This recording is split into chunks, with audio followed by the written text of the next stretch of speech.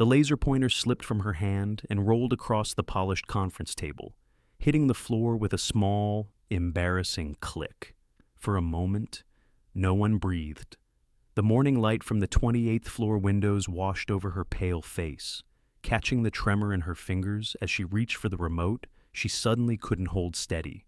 The screen behind her stayed blank, uncooperative, as though sharing her hesitation. Around the table, expensive pens stopped moving, chairs stilled. Even the HVAC's low hum felt too loud. She stood in the center of it all, 40 years old, capable, experienced yet unable to coax a single clear word out of her throat. It was the kind of silence that didn't just fill a room. It exposed the corners of a life lived too carefully.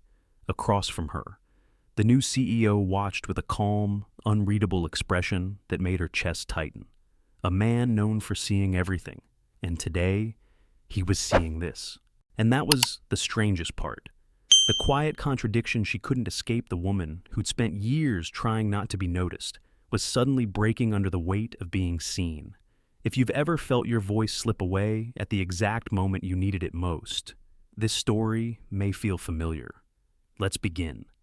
The laser pointer slipped from Claire Donovan's fingers and skittered across the polished conference table, knocking against a water glass before dropping to the floor with a thin metallic clatter. The sound felt unnaturally loud in the sleek, glass-walled boardroom, as though the entire 28th floor had paused to listen to her failure. She bent quickly to the side, her face warming, but her shaking hand hesitated in midair. She could feel 20 pairs of eyes on her, waiting, watching. Her throat tightened. The first slide on the large monitor behind her still hadn't loaded. A spinning wheel hovered in the corner like a quiet taunt. She pressed the remote again. Nothing. She tried to speak, to explain the delay, but her voice came out as a thin thread of breath that vanished before it reached the front row. Ian Whitmore sat there, immaculate in a charcoal suit that made him look sharper than the room itself. The newly appointed CEO, at 47, carried a stillness that unsettled people. He'd walked into the company only 2 months earlier and already changed the rhythm of every floor he touched. Now he looked up from the tablet in his hand, his expression calm but expectant, as if waiting for a performance he'd been promised but not yet seen. Claire tried again to speak. The first quarter. The words collapsed under their own weight, disappearing into the expanse of the room. Her palms were damp. Her heart thudded hard enough that she could feel it in her teeth. Someone cleared their throat. Someone else whispered. A chair creaked. All the tiny sounds she usually never noticed felt painfully amplified. She swallowed, then pressed the remote again. The screen flickered, finally revealing the first slide, but her mind went blank. She stared at the chart she had built over late nights and early mornings, data points she knew by heart only hours ago. Yet they looked foreign now, strange, distant, ungraspable. "Ms.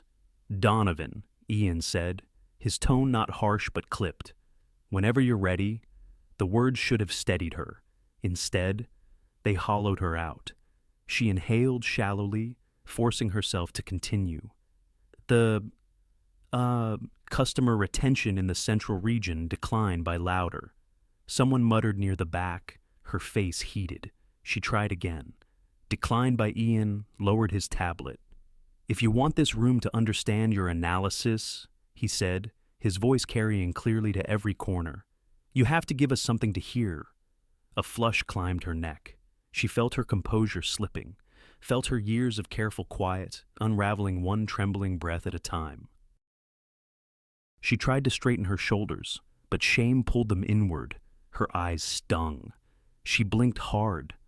"I'm sorry," she whispered, knowing instantly that whispering was the worst thing she could have done. Mark Delaney, her manager, sat at the far end of the table, arms folded. He didn't step in. He never did. She could almost predict his expression without looking mild discomfort mixed with relief that the embarrassment wasn't his. Claire forced her voice up, scraping together strength from somewhere she didn't recognize. "The retention decline is tied to increased competition and stop." Ian held up a hand. The room fell even quieter. Through the glass wall behind him, the city lay in early morning blue, traffic crawling along Lakeshore Drive like tiny beads of light. The world outside felt vast. Her world inside felt unbearably small. "This is not working," he said. Her breath caught. "Your analysis may be solid," he continued, "but if it can't be heard, it may as well not exist."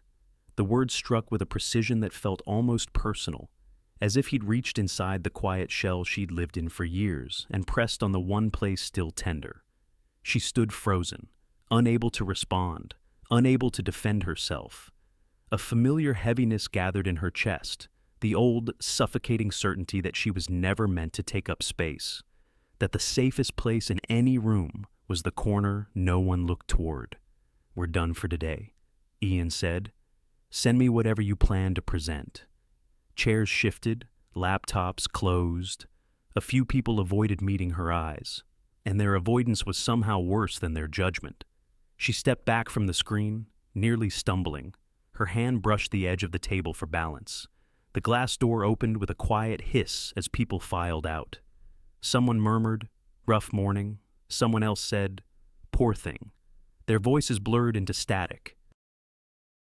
She remained still until the room emptied, the hum of the air conditioner the only sound left.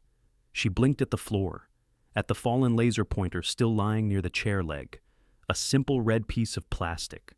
Harmless, yet somehow the symbol of her unraveling. Her throat tightened again. She crouched to pick it up, but her fingers hesitated when she saw how badly they trembled. She closed her eyes, willing herself to breathe. A tear slid down her cheek before she could stop it. Why did this hurt so much? Why now? She straightened slowly, trying to swallow the rising wave inside her. She reached for her bag with careful, deliberate hands, as though moving too quickly might shatter the fragile shell she still had left. When she stepped into the hallway, the polished floors reflected her like a dim silhouette. She walked toward the restroom, focusing on each footstep, each inhale, each thin thread of control she still held. The sound of her heels echoed faintly, stretching through the corridor like a reminder of how alone she felt. Inside the restroom, she headed straight for the farthest stall, closing the door gently, then pressing her back against it. Her breath wavered. She covered her mouth with both hands, but the emotion she'd buried for years, fear, humiliation, exhaustion pressed up like a tide that refused to recede. A quiet sob escaped before she could catch it. In that moment, she understood this wasn't about a failed presentation. It wasn't about a slide that wouldn't load or a room full of people who didn't care enough to help. It was about something deeper breaking open, something she had kept sealed for too long, and she wasn't sure she could put it back. The apartment was so quiet, she could hear the hum of the refrigerator pulsing like a slow heartbeat. Claire closed the door behind her and let her bag slide from her shoulder to the floor. The soft thud echoed in the stillness. Evening light filtered through the thin curtains, laying a muted gold across the small living room, the place she came home to every night, where no one asked how her day had been, and no one noticed when she lingered in the doorway, like she was afraid that stepping farther inside might make the silence fold around her tighter. She toed off her shoes and walked into the kitchen. A container of leftovers waited on the top shelf of the fridge, the same half-finished pasta she'd reheated twice already. She wasn't hungry, but she took it out anyway, setting it on the counter without opening it. Her hands rested against the cool laminate as she leaned forward, breathing slowly, letting the weight of the day settle over her shoulders until it felt almost physical. Her phone buzzed. She glanced at the screen and saw her father's name. A breath softened her chest, one of the few gentle things that still did. She swiped to answer and propped the phone against a mug. Her father's face appeared, framed by the soft light of his room in the assisted living residence. His white hair was thinner now, his cheeks slightly sunken, but his eyes still carried the familiar warmth she'd clung to since she was a girl. "Hi, sweetheart," he said. "You home already?" "Yeah," she replied, forcing a small smile. "Just walked in." "You look tired." His voice was gentle, concerned in that way only he could make feel like a blanket rather than a judgment. "Are you eating?" "You didn't skip dinner again, did you?" She tapped the container with her fingertip. "I've got food. I'm fine. Dad?" He nodded slowly, as though he wanted to believe her. "They said they'll have bingo tonight. I might go, or at least sit near the window for a bit." He paused. "It's good to see you, sweetheart. You too." He smiled the way he always did at the end of their calls, as if the sight of her eased something in him, even when she felt she was offering so little of herself. When the screen went dark, she stayed there another moment, staring at her own reflection faintly visible in the black glass. Fine. Hungry. Tired. Okay. All the worn-out answers she'd lived inside for too long. She carried the leftovers to the table, but didn't sit. 2 framed photos face down on the sideboard caught her attention. They had been that way since she'd moved here, after the divorce turned over, in a moment of anger or sorrow. She couldn't remember which. She hadn't lifted them since. Sometimes she told herself she simply hadn't gotten around to it. Other times she knew the truth. She didn't want to see his face looking back at her, reminding her of everything she had lost or given away. A faint ache pulled at her chest. She set the food aside, crossed the room, and picked up the first frame. It showed her on a hiking trail somewhere near the Upper Peninsula. She remembered taking that trip, how the leaves had been turning then, how the air had carried the scent of pine and cold earth. She'd looked happy in that photo. Or maybe she just looked like someone trying very hard to appear that way. The other frame held a picture from her wedding. She didn't lift it. She didn't need to.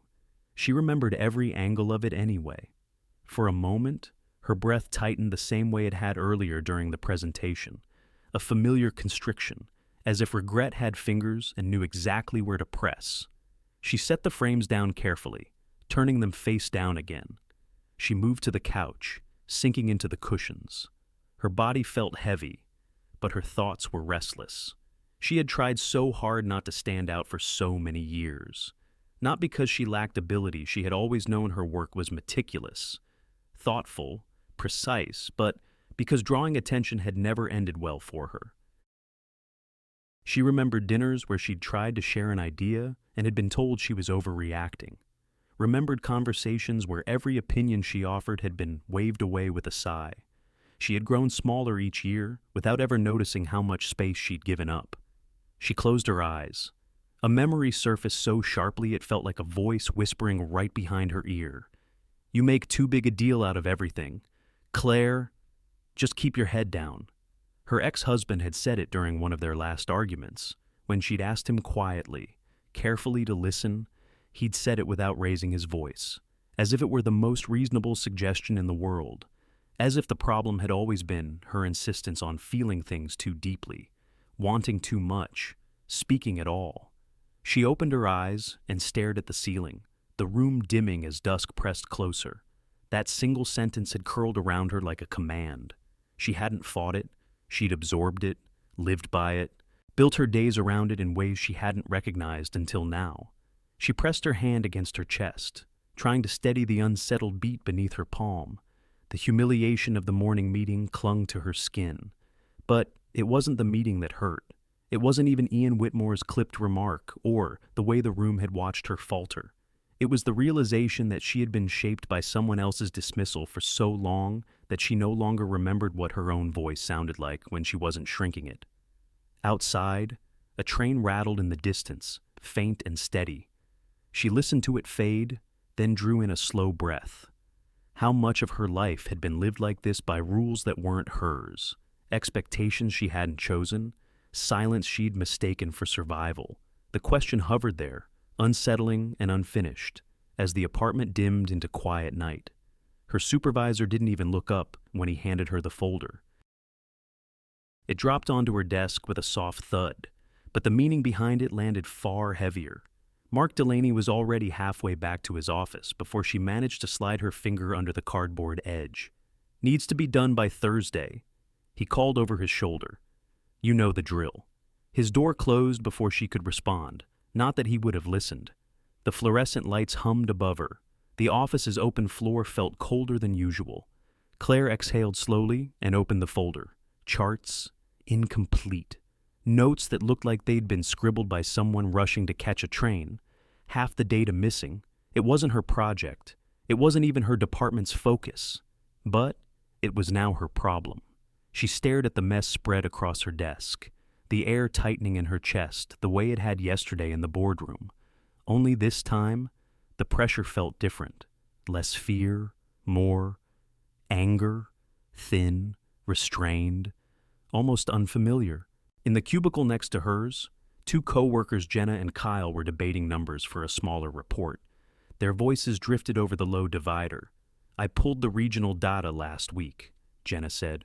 "Great," Kyle replied. "I'll add my analysis and we'll send it up."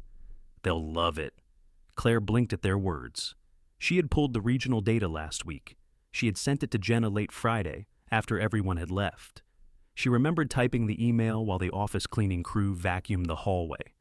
She leaned back slightly, just enough to see their faces. Neither of them glanced her way. They hadn't even thought to. She turned back to the folder and felt something coil in her stomach.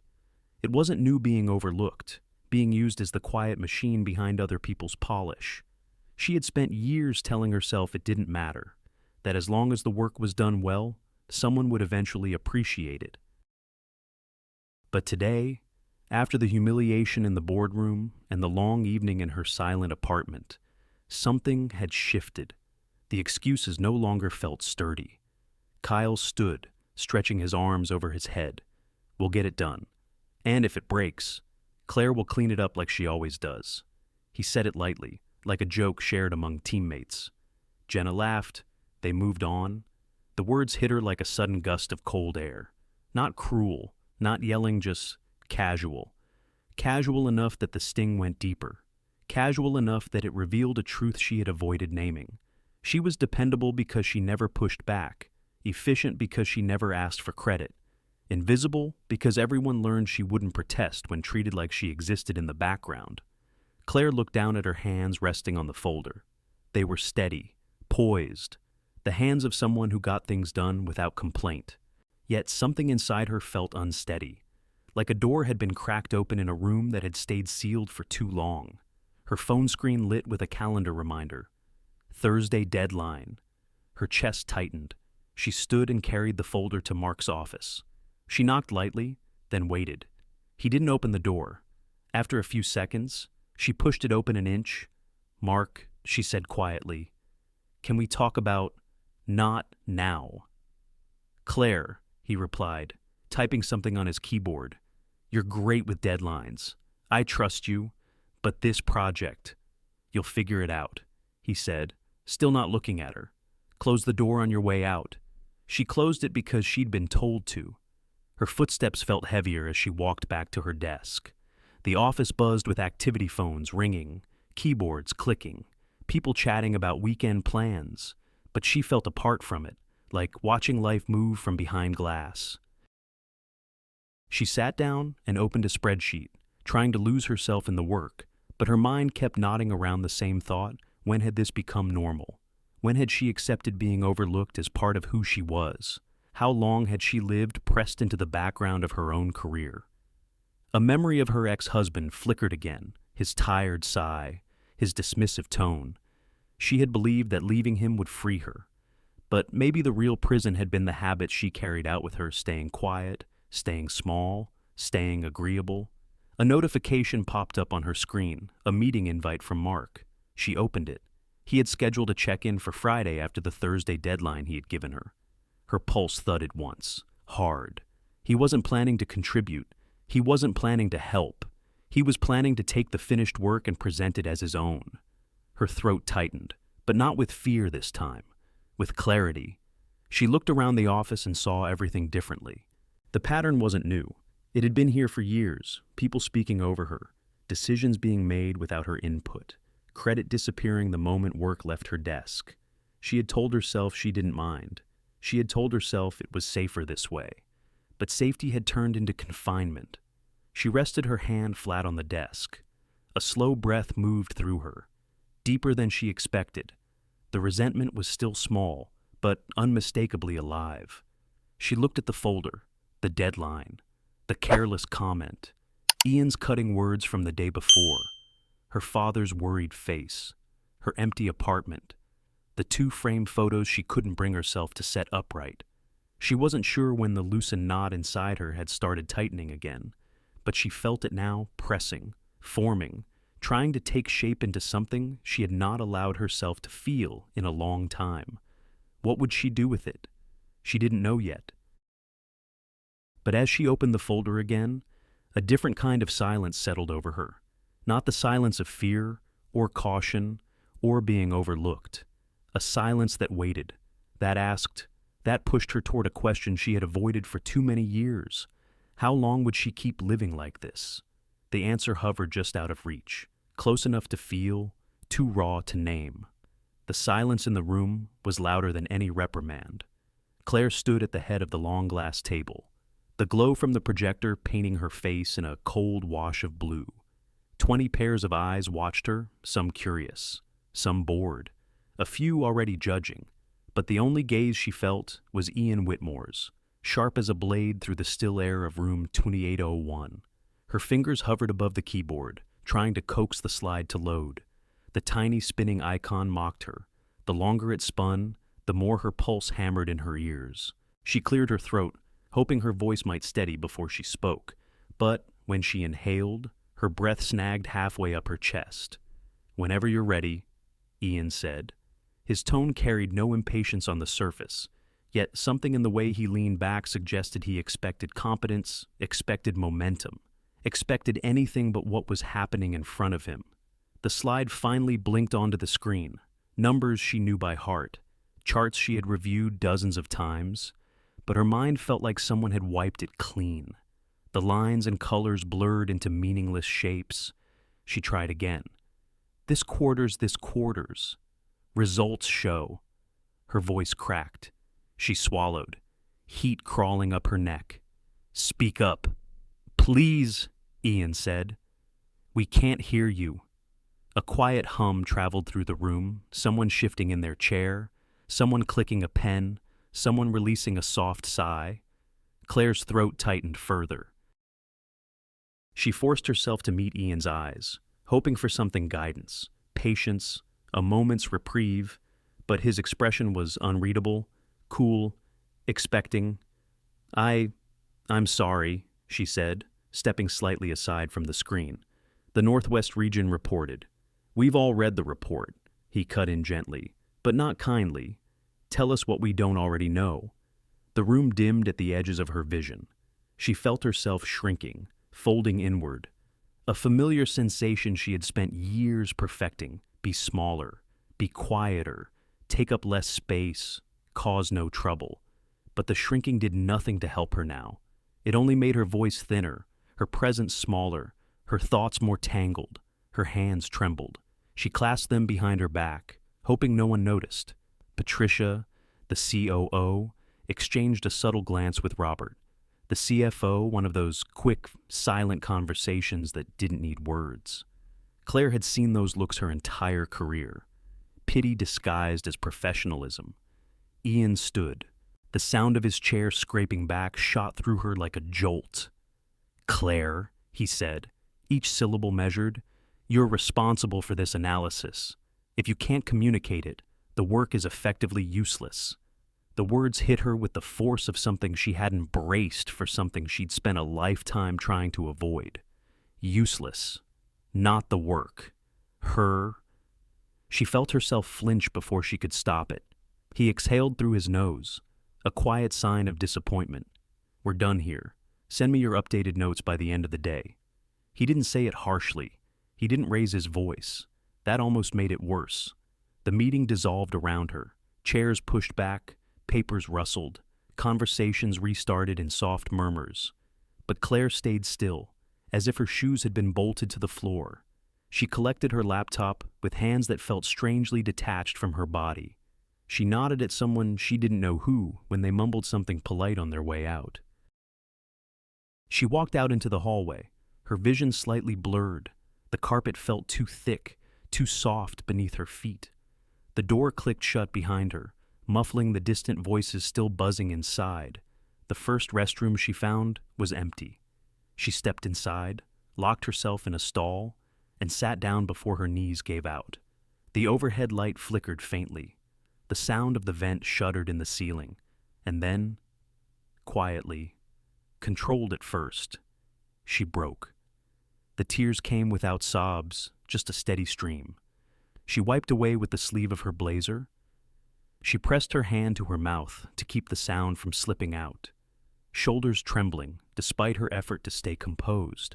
She had felt humiliated before by teachers who said she was too sensitive, by coworkers who forgot she existed until they needed something, by a husband who dismissed her thoughts like they were inconveniences.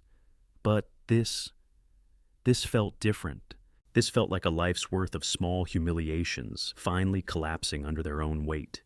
She leaned forward, resting her forehead against her knees, breathing through the tightness in her chest. A memory flickered the moment she'd practiced her presentation the night before, rehearsing until she had every word right. And this morning, standing in front of her mirror, telling herself she could do it. She had believed it, just for a moment.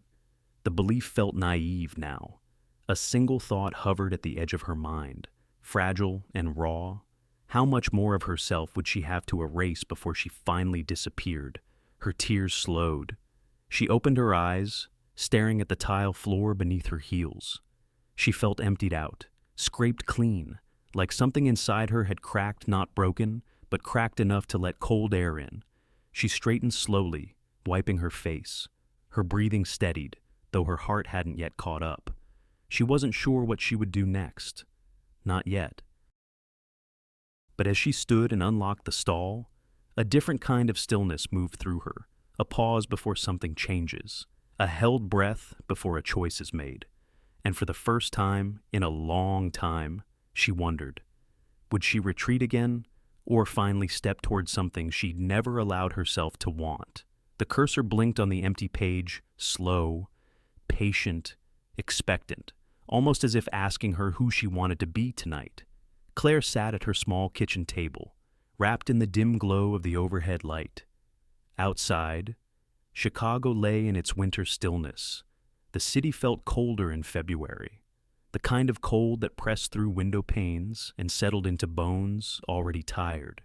She pulled a blanket tighter around her shoulders and stared at the untouched document on her laptop. The apartment was too quiet again. Even the refrigerator seemed to hum more softly, as if giving her space to think, or perhaps to reconsider. She could still hear Ian's voice from the meeting replaying in her mind, each word sharp enough to leave a mark. She could still feel the shame clinging to her skin like the faint chill in the air. Normally, she would have tried to push it away, curl up in bed, bury the day under a few hours of restless sleep, and wake, pretending none of it had happened. But something in her had cracked open earlier in that restroom stall. It wasn't brokenness, it was something else. Something she couldn't name yet. She set her hands on the keyboard. The warmth from her fingertips felt grounding. She could shut the laptop, tell herself she would deal with everything tomorrow, keep her head down, not make waves, the familiar path, or she could let the cursor keep asking its quiet question. She opened the first file she had brought home, a series of reports related to the merger proposal. It wasn't her assignment, not officially. Mark had given her the other project, the one he would undoubtedly present as his own, but she had seen pieces of the merger documents before. She already suspected something in the numbers didn't add up, and tonight, that felt like something worth looking at. She clicked through the spreadsheets, reading each figure carefully. Her mind, usually hesitant in rooms full of people, felt sharper in the stillness of her apartment. The numbers told a story, one she was fluent in. Trends shifted in ways that didn't align with the projections. Revenue streams dipped quietly before bouncing unnaturally. Customer counts inflated in places that had historically declined. She pulled a notebook toward her and began jotting down patterns. Her handwriting grew faster, her breath deeper. The deeper she went, the clearer it became. The proposal wasn't just flawed, it was risky, potentially disastrous. A sinking realization settled in her stomach. They were about to make a decision based on misleading metrics, or worse, on information someone had intentionally arranged to look promising. She leaned back in her chair, rubbing her temples as the gravity of it settled. She wasn't supposed to be digging into this. She wasn't asked. This wasn't part of her role. But no one else would see what she was seeing. No one else would interpret the data the same way she did. No one else would connect the dots that came so naturally to her. Her heart beat faster, not in panic this time, but in a strange, swelling clarity. She opened a new document. The blank page felt less intimidating now, more like a place waiting for truth. She began typing, slowly at first, then faster. Her fingers found a rhythm she didn't realize she still possessed. She wrote with precision, mapping trends, highlighting discrepancies, explaining shifts in language the way one might narrate a crime unfolding. Each section became clearer than the last. Outside, a gust of wind rattled against the windows. The apartment's heat kicked on, filling the space with a low hum. Claire barely noticed. She wrote until her tea went cold, until the blanket slipped off her shoulders, until her wrists ached. She wrote because something inside her demanded she finish, because the humiliation from earlier had turned into something strangely steady, because for the first time in years, she wasn't hiding. She was doing what she did best without fear, without apology, without shrinking. By the time she finished, the document had grown longer than she intended, nearly 40 pages. She read through it once more, polishing a few sentences, clarifying a pattern, tightening a section that felt too cautious. Then she crafted a small message to attach it. Short, direct, honest. She hovered over the send button. She felt the old fear stir, the one that whispered she was overreacting, that she would look foolish, that drawing attention would only lead to pain. It brushed against her thoughts like a cold draft, but underneath it, she sensed the echo of that unfamiliar silence she had felt earlier, the kind that waited, the kind that beckoned her to step forward instead of back. Her breathing steadied. She clicked. The email vanished from the screen with a soft whoosh. Sent at 2:14, a quiet act, a private defiance. A moment so small it shouldn't have mattered. Yet it did. She leaned back in her chair, letting the exhaustion catch up with her. The city outside remained still, but something inside her felt different now, an awakening she couldn't explain, a question she'd finally dared to answer without speaking a word. The cursor blinked again on the empty message window. Patient, waiting. Claire closed the laptop gently, her chest tight but alive in a way she hadn't felt in years. Would she regret what she'd done when morning came? She didn't know. The uncertainty lingered with her as she turned off the light and walked toward the bedroom, the faintest spark of something new flickering in her chest. The email subject line was only 4 words, but they made her knees weaken. Meeting at 8. Come alone. Claire stared at the screen long after she'd read it.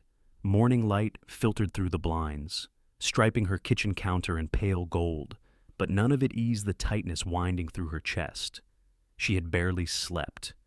The decision she'd made at 2:14 a.m. hung in the back of her mind like a fragile glass ornament, beautiful in the moment, but breakable now that daylight demanded accountability. She checked the clock. 7:12 a.m. If she didn't leave soon, she would be late. Her hands shook slightly as she reached for her coat. She paused, steadying herself on the back of the dining chair. This wasn't the kind of meeting invitation she usually received. She wasn't called upstairs. She wasn't summoned alone. People like her were spoken to through memos and CC'd emails. Not this. The train ride to downtown felt shorter than usual. She barely noticed the usual midweek rush or the low murmur of commuters still waking up. Her mind kept circling the worst possibilities: formal reprimand, accusations of overstepping, maybe even a conversation about proper channels.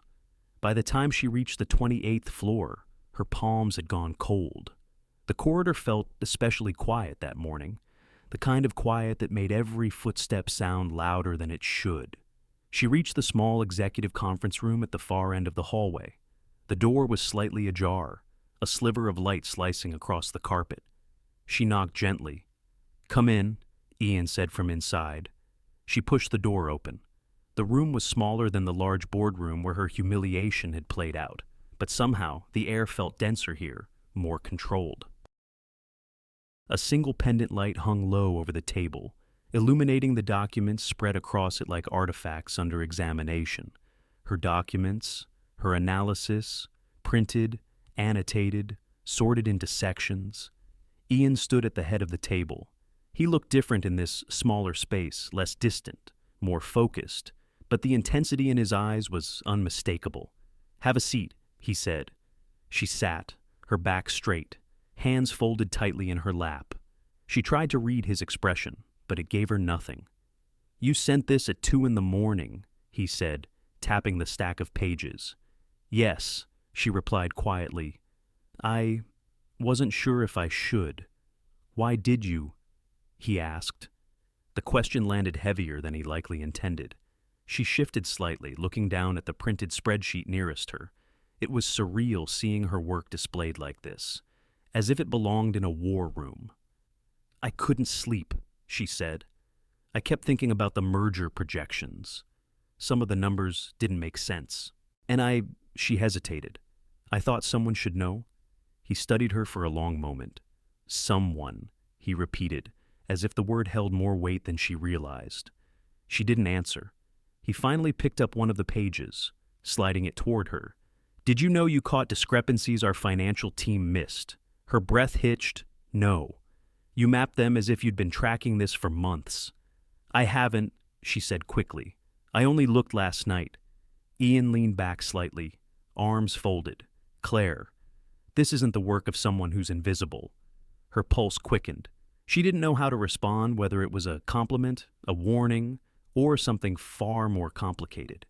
He walked around the table, stopping beside her chair, not close enough to intimidate, but close enough that she could feel the heat of his presence.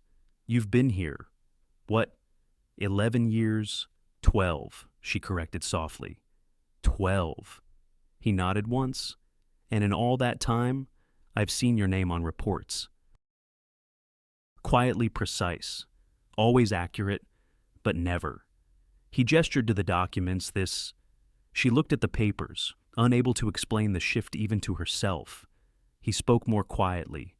"You were shaking yesterday." The memory made her shoulders stiffen. "But this," he continued, tapping the report again, "is the sharpest work anyone has handed me in months." Her breath caught. It wasn't praise delivered to flatter. It was delivered like truth, steady, matter of fact, undeniable. The room seemed to tilt slightly. For a moment, she forgot to blink. It made no sense. Yesterday he'd cut her down with a single sentence. Today he was looking at her as if she'd just rewritten the landscape. She didn't know what to do with that.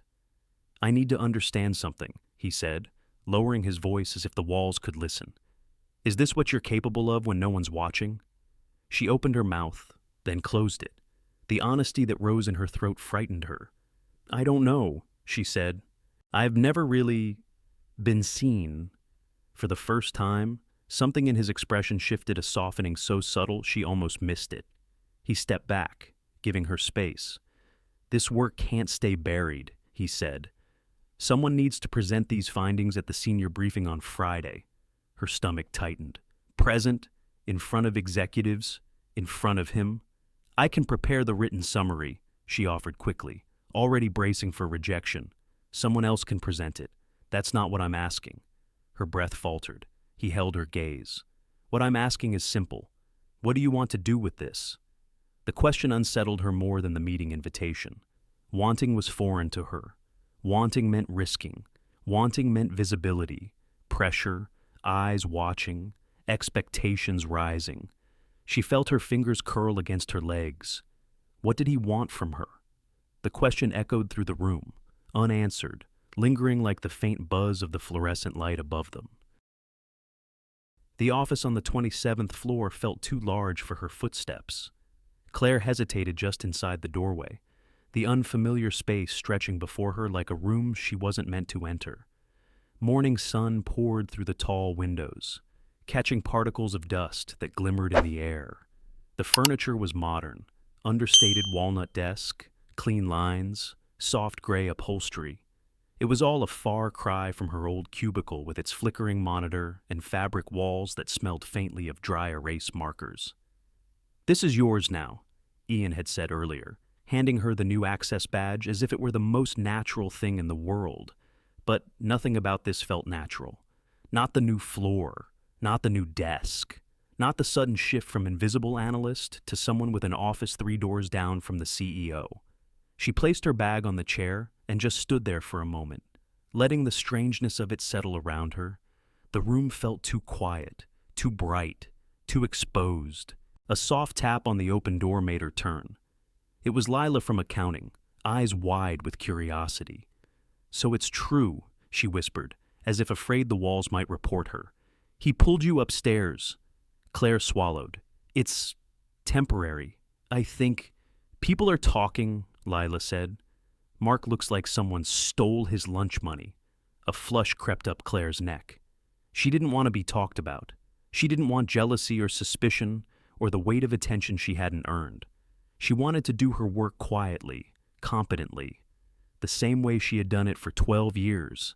But everything was different now. Around mid-morning, Ian stopped by her office. No knock, just a quiet presence filling the doorway. "How's the space?" he asked. She straightened instinctively. "It's very nice. Thank you.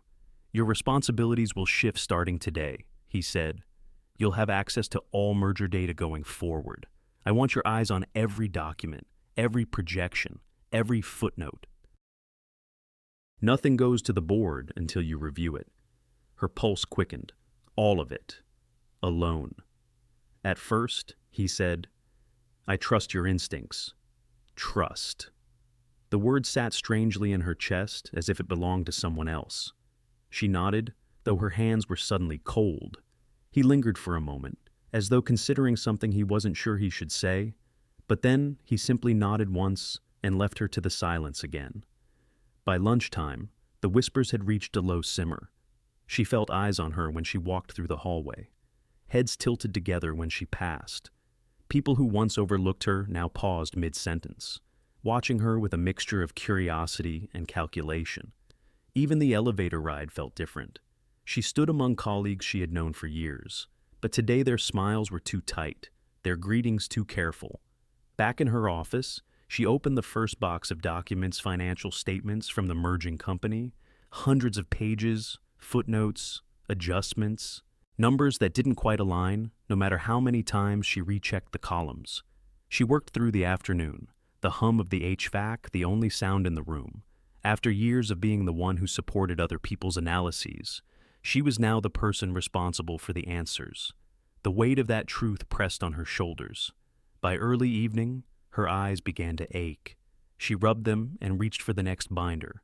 A line of text on page 163 caught her attention. A brief reference to deferred liabilities. She flipped back to the summary tables, no mention. She checked the projections numbers, too clean, too optimistic. Then she found the footnote on page 247, almost hidden, legacy obligations accounted for under special transitional policy. That phrase alone prickled the back of her neck. She cross-checked again, then again. The more she read, the clearer it became. Something was wrong. Something important had been buried. She sat back slowly, the room suddenly colder. A soft knock startled her. Mark Delaney stood in the doorway, hands shoved in his pockets. His smile looked forced. "So," he said, "moving up in the world."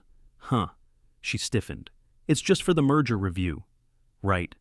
His tone suggested he didn't believe that for a second. "I heard you're looking through the Caldwell files." She nodded reluctantly. "Careful with those," he said. "A lot of smart people have already looked them over." The implication hung in the air. "Don't make waves." He left without saying goodbye. The silence that followed was heavier than before. Claire turned back to the documents. Her pulse thudded. She traced the numbers again, her finger moving slowly down the margins. The discrepancies weren't small. They weren't accidental. They were deliberate. And if she spoke up, if she said anything, she wouldn't be invisible anymore. Her throat tightened. She had spent years trying to stay out of the way, smoothing edges, keeping peace, staying small enough to survive. And now the truth in front of her asked for the opposite, asked her to step into a light she wasn't sure she could bear. She closed the binder gently, her hand resting on the cover. Did she dare speak the truth upward? The question sat with her as the city lights outside blinked on, one by one, turning the windows into dark mirrors. Her reflection stared back at her, uncertain, hesitant, but awake in a way she hadn't been in years. The numbers didn't add up, and the more she dug, the more wrong they became. Claire stared at the spreadsheet on her screen, the glow reflecting faintly in her glasses. Her office was dark except for the desk lamp, its warm circle of light the only comfort in a room that felt increasingly foreign. Outside, Chicago's winter wind rattled faintly against the windows, as if trying to warn her away from what she was uncovering.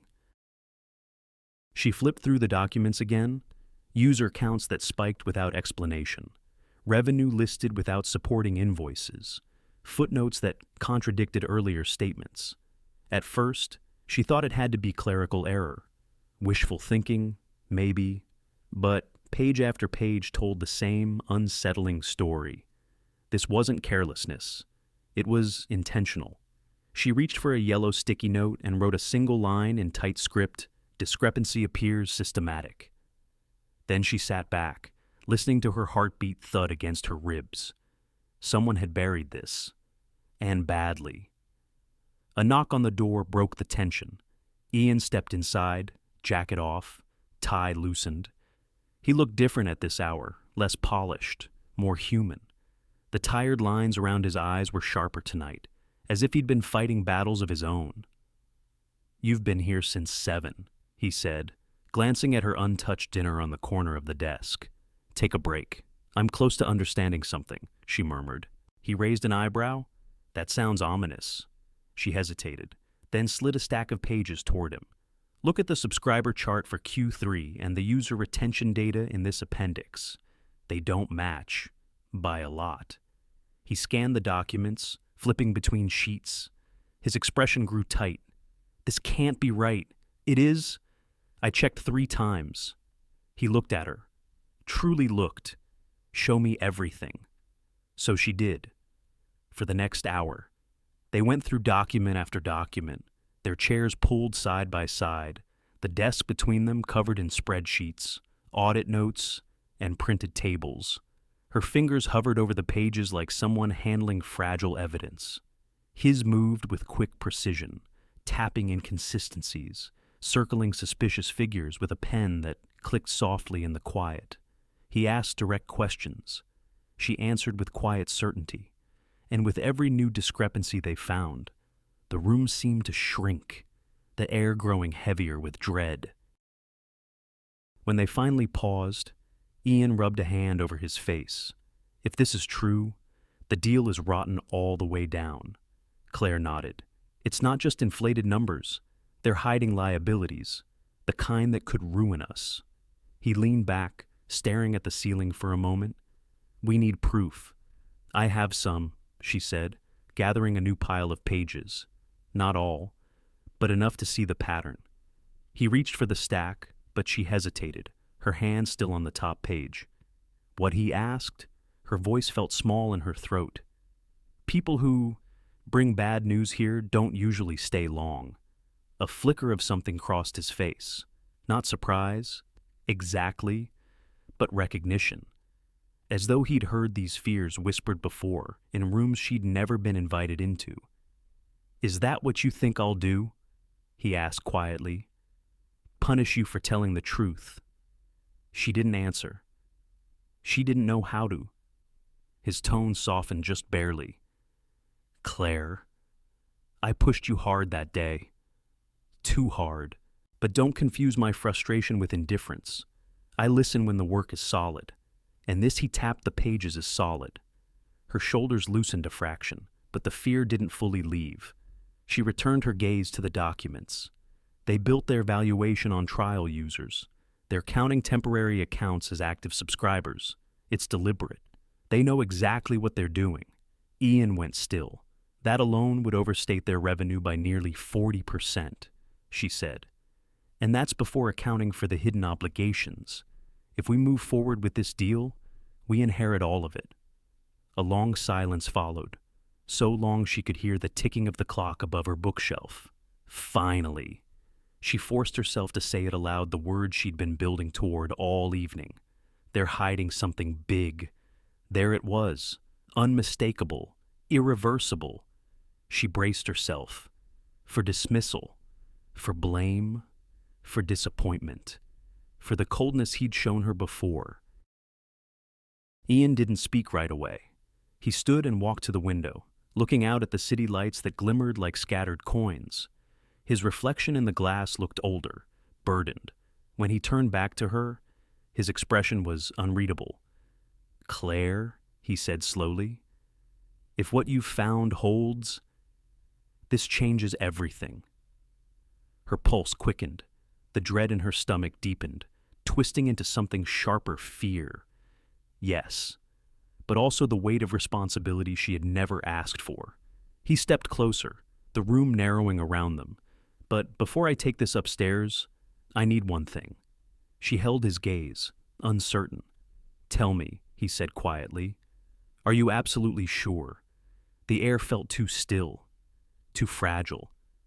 Claire could feel the truth pressing at the inside of her ribs, demanding to be spoken. But once she said it, there would be no stepping back into the safety of being unseen. She drew a breath. But before she could speak, a notification chimed on her phone, an email from the finance lead of the partner company. Ian's eyes shifted to her screen. Claire froze. What was in that message, and would it confirm everything, or destroy her? Ian closed his laptop and spoke in a voice she had never heard from him before. The room felt different the moment the lid shut, quieter, as if something private had been sealed inside the gesture. Claire's pulse flickered uneasily. She sat across from him in the small conference room, her hands folded tightly in her lap. The document spread between them like the remains of a battle they hadn't finished fighting. He didn't look at the papers. He looked at her. "Claire," he said, and there was no edge in his tone, no impatience, only something restrained and unexpectedly human. "There's something I need to say before we continue." She straightened, bracing herself. Apologies from powerful men were rarely free of conditions. He exhaled slowly, as if gathering the courage to unearth something he'd buried for years. "The way I spoke to you during your presentation, I wasn't just being demanding." He paused. "I was being unfair." The words struck her harder than she expected. She had spent days tightening her spine around the wound he'd left. Hearing him acknowledge it made the ache shift deeper somehow. He leaned back in his chair, eyes lowered to his clasped hands. "You reminded me of someone, and I handled that terribly." Claire waited, still as glass. "My wife," he said softly. "Elena." The name hung between them, fragile as breath. "She was brilliant," he continued, "brighter than anyone in the room most days. But she hated conflict, hated raising her voice. In her company, people dismissed her ideas, talked over her, made decisions without her, and she let it happen because fighting back cost her more energy than she had." Claire felt something in her chest loosen a thread she didn't know had been pulled taut. "One day," he said, "she came home and told me she'd been passed over again. For the third time. The project she built was handed to someone louder, someone bolder. She laughed it off, said it was fine." He swallowed, but it wasn't. It was breaking her. He looked up at Claire then, and she saw grief briefly, quietly, in the lines around his eyes. "She died 4 years later," he said, voice steady but softened. "That's not why she died, but it was part of what weighed on her. Being unseen wears you down in ways people don't understand." The room felt impossibly still. A faint hum from the hallway echoed behind the closed door. But inside the small space, everything felt suspended. Claire's breath lodged unevenly in her chest. She didn't know whether she wanted to comfort him or run from the vulnerability he had just laid bare. He continued, slower now. "When you stood in front of that room and could barely speak, I saw Elena. Not you. Her." He shook his head. "And I reacted out of frustration I had no right to put on you." Claire stared down at her hands. Her nails dug faint half-moons into her palms as she tried to steady herself. She wasn't used to being spoken to this way, not with gentleness, not with remorse, not by anyone. "I'm sorry, Claire," he said, the apology landing without armor, without deflection. "You didn't deserve that." She lifted her gaze and met his eyes. They were still sharp, still commanding, but there was something warm beneath the steel now, something she hadn't seen before. "It's hard to hear," she murmured, "but I appreciate you saying it." He nodded once, grateful but not relieved, as though he didn't expect forgiveness yet. Silence settled, soft and tentative. Claire's heart beat unevenly, reacting to emotions she didn't know how to hold. Kindness true, unguarded kindness felt almost foreign. Her instinct was to question it, to protect herself from it. She looked at him again, searching for the part that had given her so much fear. Instead, she found a man carrying loneliness that mirrored her own, a weight that success and power hadn't managed to erase. He drew a quiet breath. "Claire, I want something from you.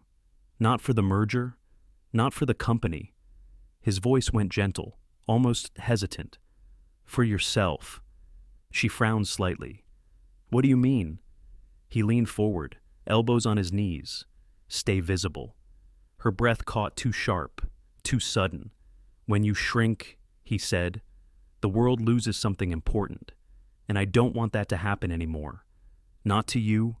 Her pulse stuttered. The words felt dangerously close to something she had longed for recognition. Not for being useful, but for being her. "I don't know how to do that," she admitted, barely above a whisper.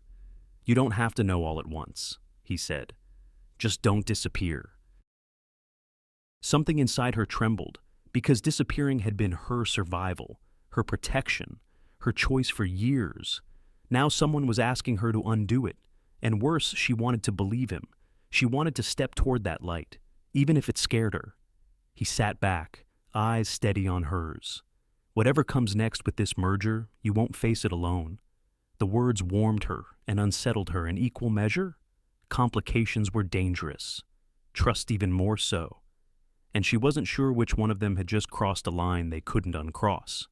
She gathered the papers slowly, needing the motion to ground herself. "Ian," she said, voice unsteady, "I don't know what this is supposed to mean." He didn't answer immediately. His gaze held hers, softened, thoughtful. Then he said quietly, "Maybe neither of us does yet." The air shifted again, gentle but charged. Claire looked down at the table, her heartbeat uncomfortably loud in her ears. Was this the beginning of trust or the beginning of trouble? The boardroom erupted the moment she finished speaking. Not with applause, she wasn't naive enough to expect that, but with a startled, scrambling chaos of voices tripping over one another. Chairs scraped, papers rustled. Someone muttered a curse under their breath. And Claire stood there, her palms still slightly damp against the polished table, wondering how the room had shifted so completely in just 45 minutes. She forced herself to breathe. The late afternoon light spilled through the tall windows, warming the side of her face. But inside her chest a cold tremor lingered, an echo of years spent unheard, unseen. At the head of the table, the board chair leaned forward, his expression slicing the noise in half. "These discrepancies," he said, tapping the packet she had prepared. "Are you certain?" Claire steadied her voice. "Yes." The user counts were inflated quarter over quarter. The liabilities were intentionally buried. I confirmed each inconsistency with cross-reference data. There was a pause, heavy as stone. She could feel every pair of eyes on her, some skeptical, some stunned, some unwilling to meet her gaze because they had ignored the warning signs she had been shouting into her reports for months. Then the room fractured again. "How did we miss this? How long has Caldwell been misrepresenting their numbers?" Gardner said their CFO. He either lied or didn't know his own books. Claire felt the heat of attention crawl up her neck. She wasn't used to this, to being the one everyone pivoted toward. For 10 years, she had been the quiet shadow in the back row, the dependable name in small print. Now the air vibrated around her, and she couldn't decide if she wanted to stand taller or disappear entirely. Ian rose slowly, the only one who seemed unshaken. Claire's analysis is airtight, he said. We proceed based on that. His voice carried the kind of finality that ended arguments. And just like that, the merger months of negotiations, millions in projections, a dozen executive reputations collapsed. The board chair closed the folder. Pull out of the agreement, effective immediately. Then he looked at Claire, and make sure her findings are included in the public disclosure. This company owes her that. Something in her chest flickered pride.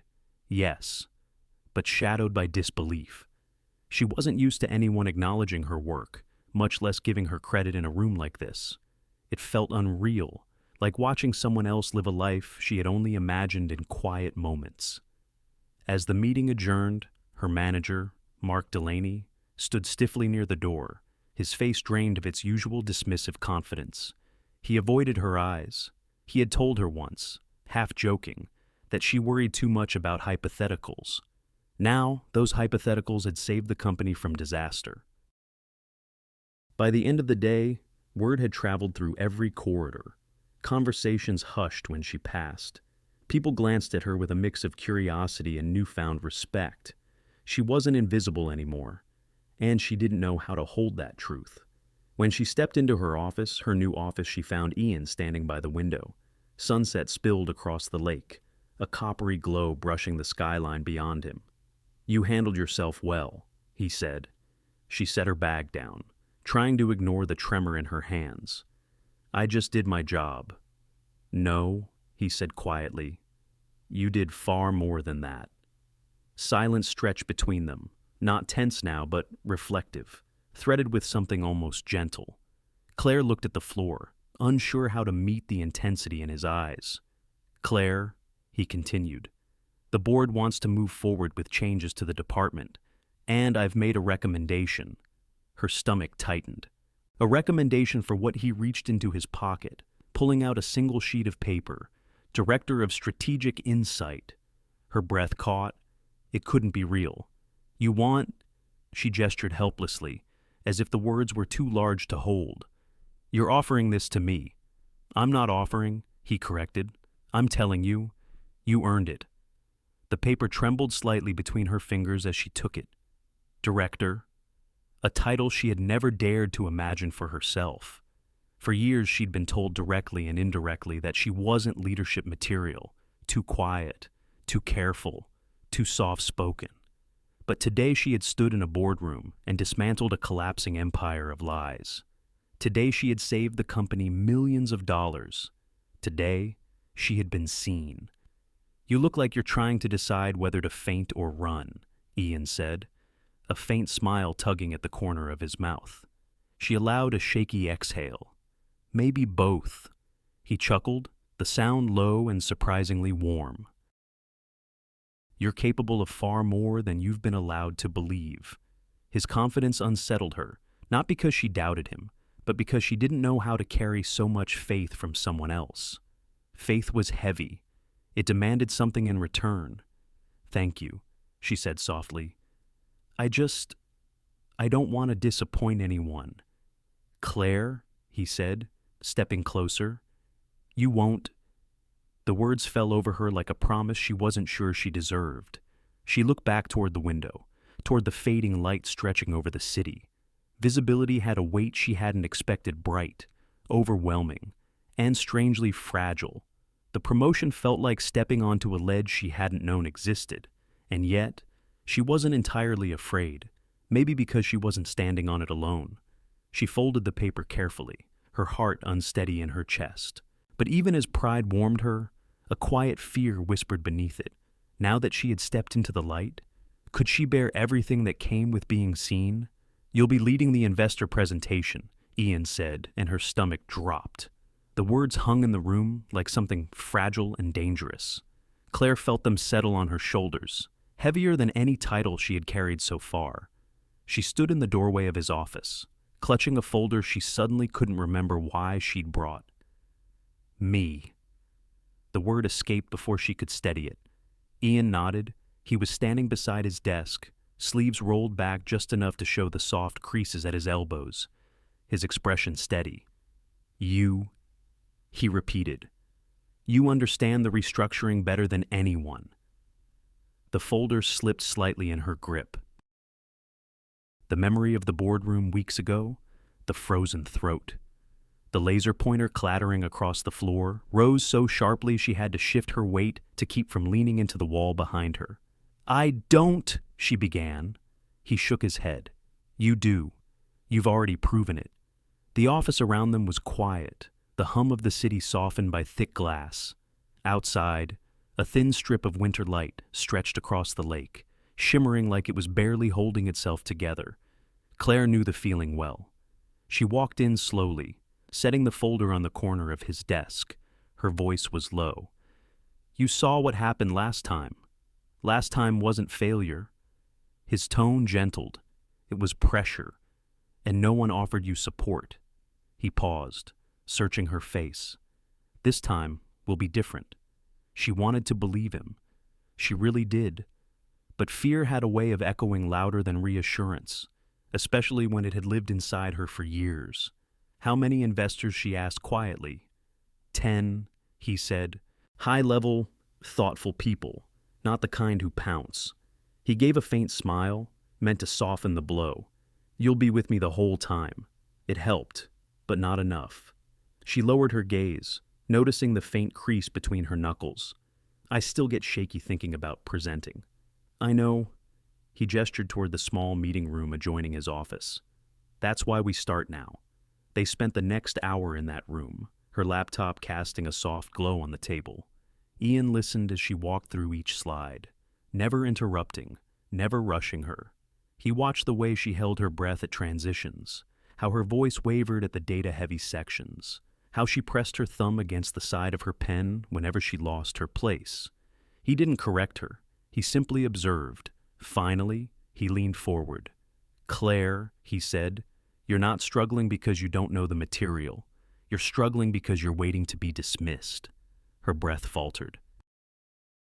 The truth of it stung cleanly, deeply.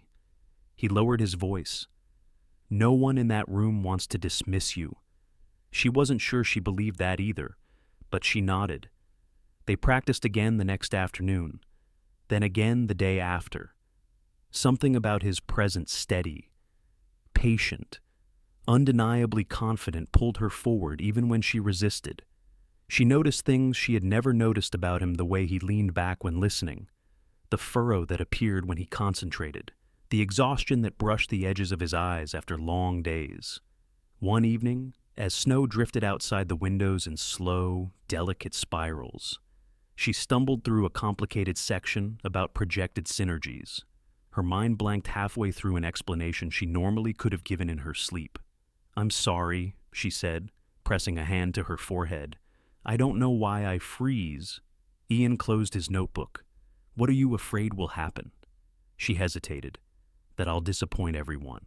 He was quiet for a long moment. Has that happened before? She looked away. Yes. He didn't push. And somehow, that gentleness unlocked something inside her. She sat a little straighter. Her voice steadied.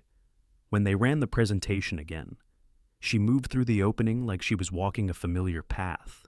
Her shoulders were tight, but her voice held. She reached the section she'd stumbled on earlier, the complicated projections, and forced herself not to rush. Halfway through, Ian interrupted her with a question, a difficult one meant for an audience far tougher than the two of them sitting in that quiet room. Claire blinked. Are you testing me? Yes, he said simply. Her pulse kicked up, but she inhaled, slow and steady, like she was filling her lungs with the faint warmth of the room. Then she answered, clearly, logically, unfolding the reasoning one step at a time. Her voice didn't waver. By the time she finished, Ian was leaning back slightly in his chair, studying her with something almost like pride. That, he murmured, is the version of you the investors need to see. A quiet flush rose beneath her skin. She hadn't expected the praise, hadn't expected the feeling it stirred something small and bright, like a match striking in a dark room. She gathered her laptop, trying not to let her hands shake for reasons different from fear.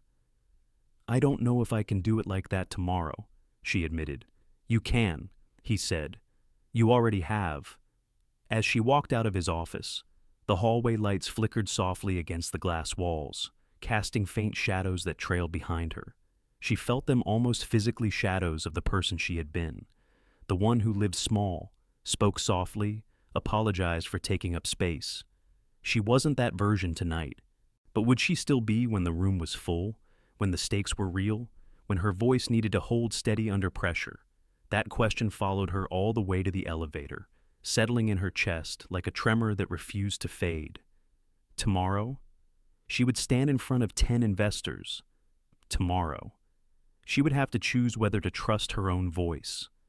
And she still didn't know which way her courage would tilt. New York's skyline glowed beneath her as she stepped up to the podium. The glass wall behind the investors framed the city like a living painting, towers of steel rising through the morning haze, streaks of gold slipping between them, the Hudson reflecting a muted silver. Claire had always imagined New York as too big, too loud, too unforgiving. But from where she stood now, the city looked almost welcoming, as if it were holding its breath with her. She placed her notes on the podium, though her hands barely brushed them. She didn't need them. Not anymore. One of the investors cleared his throat, a subtle reminder that silence in rooms like these had a price. Claire inhaled, letting the cold air of the conference space settle low in her chest, steadying her backbone. Her voice, when it came, was soft, but it didn't tremble. "Good morning. I'm Claire Donovan, Director of Strategic Insight," a title she still wasn't used to hearing from her own mouth. She continued, guiding the room through the story and the numbers, the restructuring, the projections, the risks she had once been afraid to name. Her voice carried, not loudly, but with a clarity she had never known she possessed. 5 minutes in, she felt the old fear flicker that tightness in her throat, that urge to shrink. It lasted only a heartbeat. She let it pass through her, the way a gust of cold wind moves around a sturdy tree. She didn't grip the podium. She didn't apologize. She simply breathed and kept going. The questions came next. A gray-haired man near the center raised a hand. "Your assumptions on customer retention. How did you validate the third-year projections?" "A month ago." That question would have gutted her. Today. She lifted her chin slightly, letting herself feel the weight of the moment without flinching. "We stress-tested the model," she replied, "multiple market scenarios, and I recalculated the retention curve using independent data sets. The results held." A murmur passed through the room. It wasn't doubt, it was respect. Another investor asked about cost synergy timelines. A woman at the far end pushed for competitive threats. A younger man challenged her on margin projections. Claire met each question with a calm, grounded presence, not rushing, not shrinking, not waiting for someone else to fill in the gaps. Ian watched from the side of the room. She felt the weight of his gaze, but not as pressure, as something steadier, something almost warm. When the final question faded, Claire returned to her closing slide. Her voice tightened for a moment, not with fear, but with something like emotion. "Our growth strategy is strong," she said quietly, "but more importantly, it is honest. And when a company chooses honesty first, it builds a foundation that lasts longer than any short-term gain." The room fell still. Then the applause came firm, genuine, rising in a way that felt almost surreal. It wasn't thunderous. It wasn't dramatic. It was the kind of applause that meant, "We see you. We trust you." Her fingers curled lightly against the podium. A small, private realization warmed the base of her throat. She wasn't performing anymore. She wasn't pretending to belong. She did. As the meeting dissolved into handshakes and notes and quick conversations, an investor approached her, offering a measured smile. "You carried the room today." She managed a quiet, "Thank you," though her pulse was still trying to catch up with what had just happened. The CFO joined them a moment later. "We passed $600 million in commitments," he said. "This presentation sealed it. The number floated past her at first large, impossible, like something overheard rather than earned. But she caught it a second later, feeling it land somewhere deep, 600 million, and her work had shaped it, her voice had carried it. When the room thinned, Ian stepped toward her. The light from the skyline framed him, softening the hard lines of fatigue etched into his face. He didn't smile widely. He never did. But there was something unmistakable in his expression. "You did it," he said. Claire exhaled slowly. "I think I finally believe myself today." His eyes softened. "I did too." She looked down at her hands. Still steady. Not cold. Not trembling. Just steady. The city behind them shifted as clouds pulled across the morning sun, casting long streaks of shadow over the Hudson. For a moment, the light dimmed, then brightened again, a quiet reminder that even the strongest days carried their own uncertainties. Claire felt that uncertainty settle gently inside her, not as fear, but as a question she hadn't let herself ask yet. If she could do this, if she could stand in the room that once broke her, then what else might be possible? The thought lingered as she gathered her notes. As the last few investors left the room, as Ian stepped aside to take a call, it followed her toward the tall windows, where she paused to look down at the vast, shimmering city. A life could open up after a moment like this, but she didn't yet know how or where it would take her, and that uncertainty felt strangely like hope. She stood before the board, not as a survivor of humiliation, but as a leader with a vision. The long mahogany table stretched across the room, polished to a dark, calm shine. Sunlight filtered through the tall windows behind her, turning the dust in the air into drifting gold. Claire felt the weight of the silence before her first word, not the crushing kind she once feared, but the respectful space someone earned. She rested one hand on the edge of the table, grounding herself in the solid wood. Just a year ago, she would have kept her hands clasped tightly, shoulders hunched, eyes lowered. Today, she let herself take up space. Her voice came steady. "This is the direction I believe will carry us for the next 5 years." The screen behind her lit with the first slide of her strategic plan, work she had shaped late at night. Work she believed in. She walked them through the restructuring needed to stabilize long-term revenue, the shifts in product focus, the investments that mattered, and the risks that would come if they resisted change. She spoke without rushing, letting each idea land. The air felt balanced, part tension, part possibility. As she continued, she noticed small changes in the room. A board member leaned forward, pen still. Another lowered his crossed arms. The chairwoman nodded slightly. Once, then again. Even these restrained gestures felt monumental to Claire. And when she ended her presentation, a soft hush settled, the kind that meant something had shifted. The chairwoman cleared her throat. "Ms. Donovan, step outside for a moment. We'll discuss." Claire gathered her papers, her pulse steady but alive. She stepped into the hallway, where sunlight spilled across the carpet in long stripes. The door closed behind her. For a few seconds, she simply breathed, not bracing for rejection, not shrinking, just waiting, present in her own skin. Footsteps approached. She didn't have to turn to know it was Ian. He stood beside her, not too close, but close enough that she felt the warmth he carried from the room. "You handled them," he said softly. Claire tried to read his expression, but his face held something gentler than pride, something quieter than approval, something like recognition. "They listened," she said. "They did more than listen." Before she could respond, the boardroom door opened. The chairwoman stepped out with a composed smile, her gaze steady. "Congratulations, Ms. Donovan," she said. "The board unanimously approves your plan, effective immediately. Welcome to the executive team, Vice President of Strategic Insight." The words scattered through Claire like light breaking through clouds.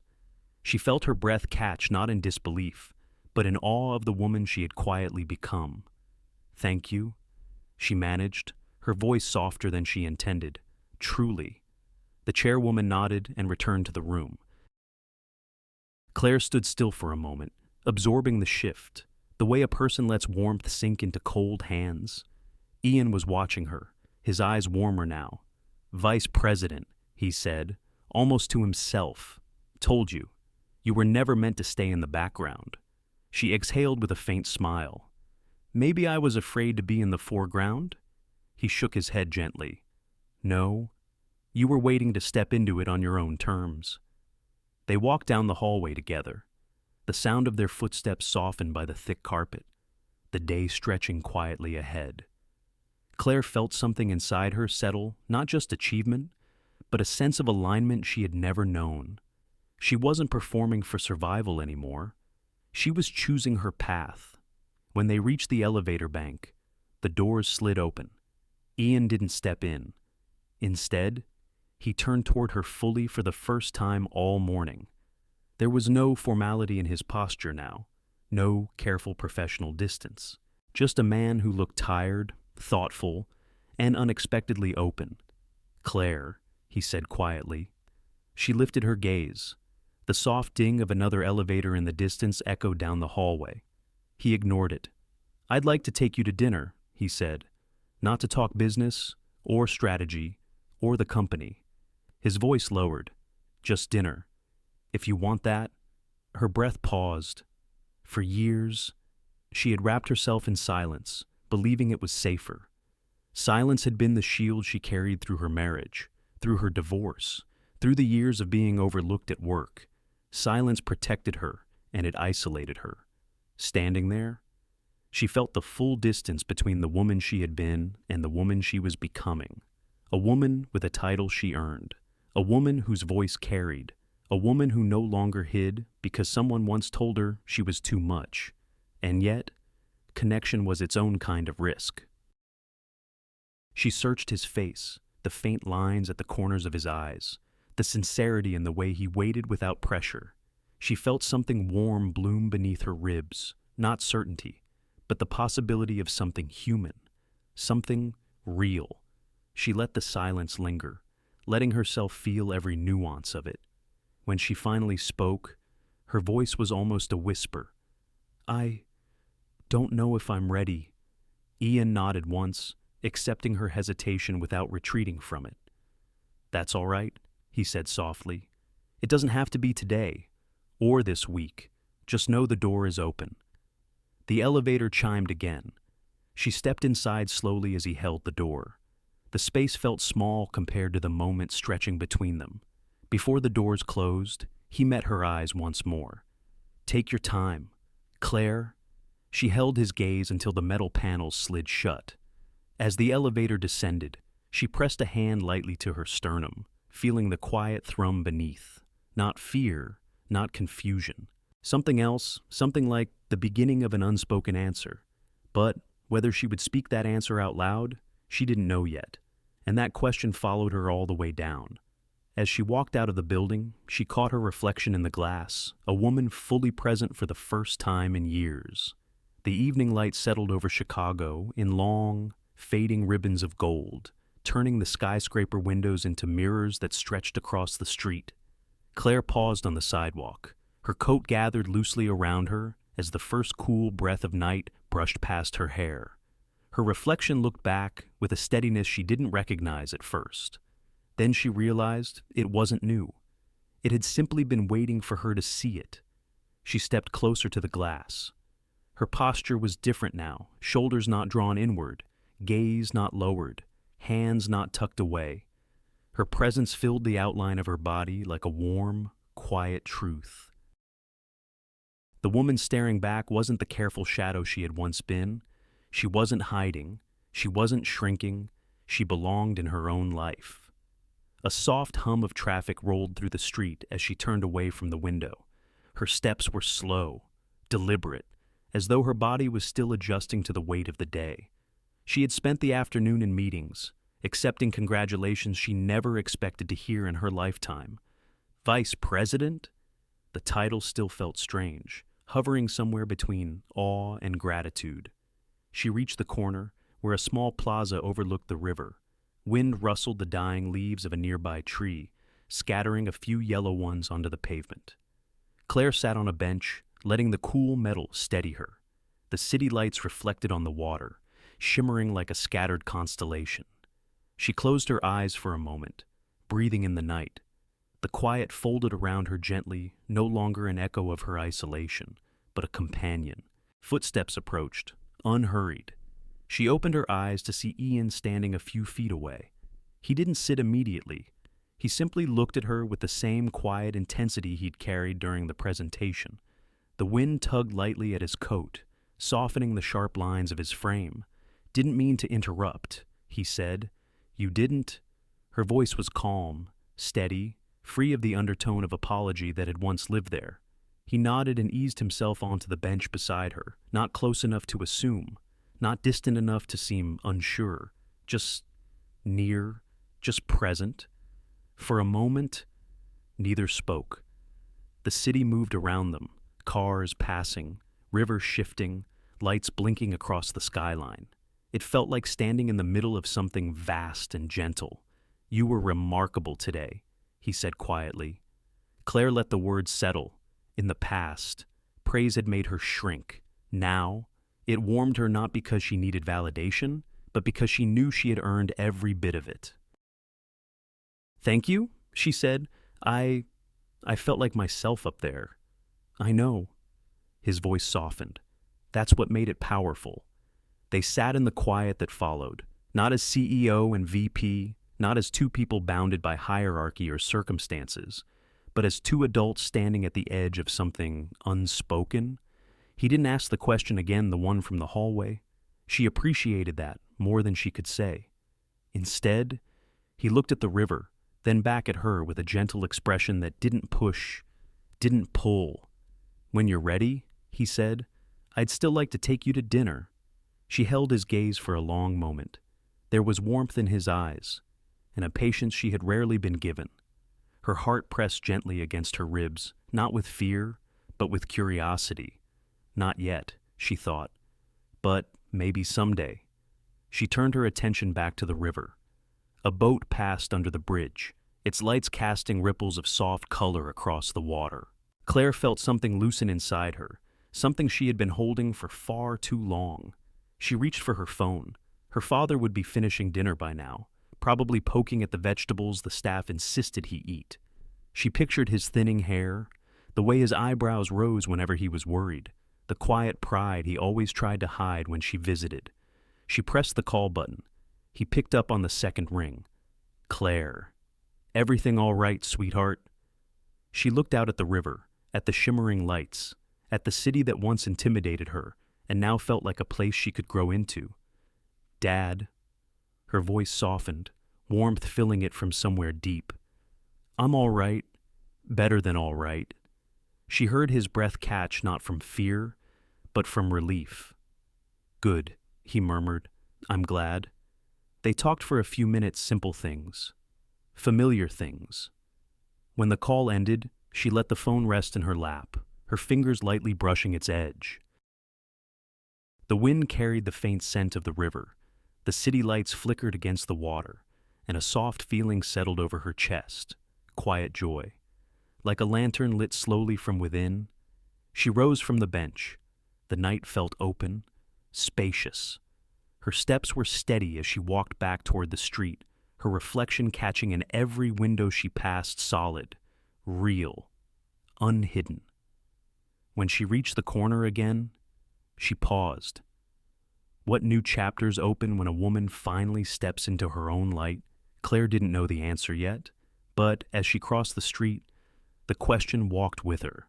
And for the first time in years, she wasn't afraid of what came next. Sometimes, healing begins in the quiet moments we spend with ourselves, those late hours when the world feels still enough for honesty. It's there, in that fragile space, that we finally hear the parts of our lives we've tried so long to silence. One gentle truth this story carries is that finding your voice doesn't happen all at once. It happens in small, trembling steps, sending an email you almost deleted, standing firm when your knees want to give out. Letting someone see you when disappearing feels easier. Courage isn't loud. Often, it's the softest thing in the room, but it changes everything. Another truth is that being noticed isn't the danger we once believed it to be. Sometimes the very thing we fear being seen, being known, is the doorway to a life that finally fits us. A life where our presence isn't an accident, but a choice we make every day. If any part of this story brushed against a tender place in you, I hope you carry this with you. You are allowed to take up space. You are allowed to begin again. And even the quietest heart deserves to be heard. Thank you, truly, for spending your time with this story. Your presence here means more than you know. It's what keeps these moments of tenderness and humanity alive. If the words touched you in any way, a simple share or subscribe helps pass that kindness forward, reaching someone who may need it tonight. May the rest of your day be gentle, warm, and exactly what your heart can carry.